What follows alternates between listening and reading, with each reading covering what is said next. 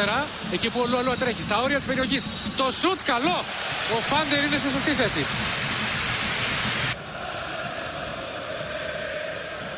Η κεφαλιά μπροστά για τον Αλμέιδα. Τρέχει ο Άντζας. Τέτα-τέτ με τον Νικοπολίδη που σώζει τον Ολυμπιακό σε αυτό το ανεπανάληπτο τέτα-τέτ.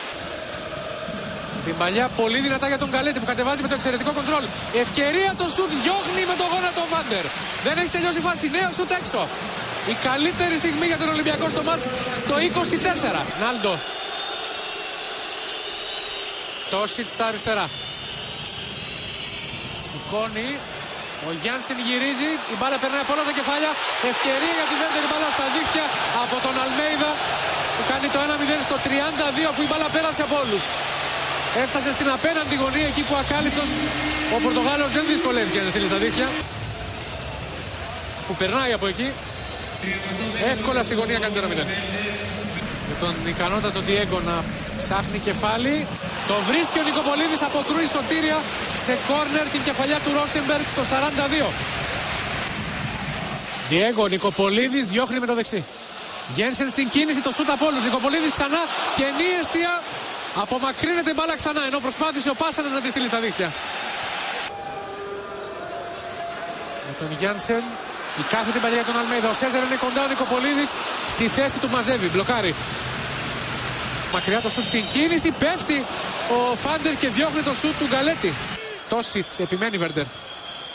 Πέρασε από τον Άντζα, out στην κίνηση. Τελευταία στιγμή το σούτ από τον Ρόσενμπεργκ. Ο Λεντέσμα και ο Τζόρντερης προσποιείται, περνάει ωραία ο αρχηγός του Ολυμπιακού. Και αφήνει για τον Στολτίδη.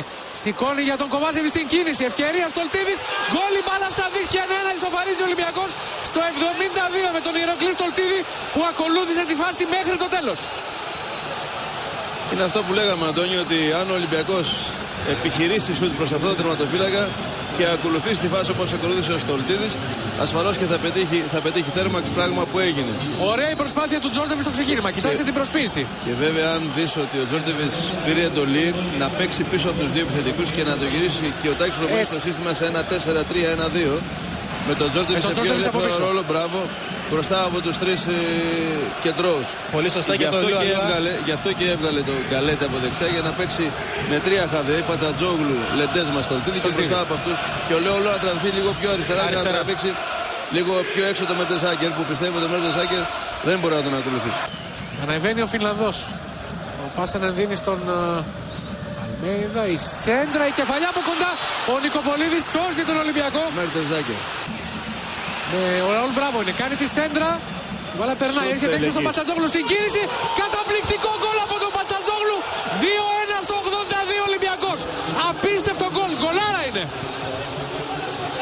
Ο Σαφ ακίνητος, ο Πατσατζόγλου πετυχαίνει ένα γκολ που πολύ λίγες φορές έχουμε δει. Εξαιρετικό σούτ, έπιασε καταπληκτικά. Δεν μπορούσε να αντιδράσει ο τερματοφύλακας με τίποτα. Και ασφαλώς αυτός είναι ο Ολυμπιακός, Αντώνη. Ξανά η φάση με το γύρισμα του Ραούλ Μπράβο. Κοιτάξτε πως ήταν η μπάλα έξω. Βολίδα από τον Πατσατζόγλου, δοκάρι μέσα. Βρήκε κιόλας σε κάποιον αμυντικό παίκτη. Ναι, λίγο στο χέρι του Μέρτενσάκερ. 2-1 ο κεραυνός του Πατσατζόγλου. Οι φίλοι της ερυθρόλευκης ομάδας πανηγυρίζουν. Απολύτως φυσιολογικό και λογικό, έξαλλοι πανηγυρισμοί. Και αυτό που λέγαμε νωρίτερα, δεν αρκέστηκε ο Ολυμπιακός στην ισοφάριση. Έψαξε και το δεύτερο γκολ και το βρήκε. Για τον Λεντέσμα και αυτός για τον Λουαλούα. Και αυτός πάλι στον Λεντέσμα. Ο Ολυμπιακός πάει να βγάλει κόντρα. Θα βγει απέναντι μπάλα. Υπάρχει απέναντι ο Ραούλ Μπράβο αριστερά. Προς αυτόν πάει η μπάλα. Περνάει το πάσα. Στην κίνηση ο Ραούλ Μπράβο πέφτει και κρατάει. Δεν έχει τελειώσει η φάση. 3-1 στα δίχτυα. Ακολούθησε ο Κοβάζεβιτς. Την έστειλε στα δίχτυα και κάνει στο 87 το Βέρντερ Ολυμπιακός 1-3.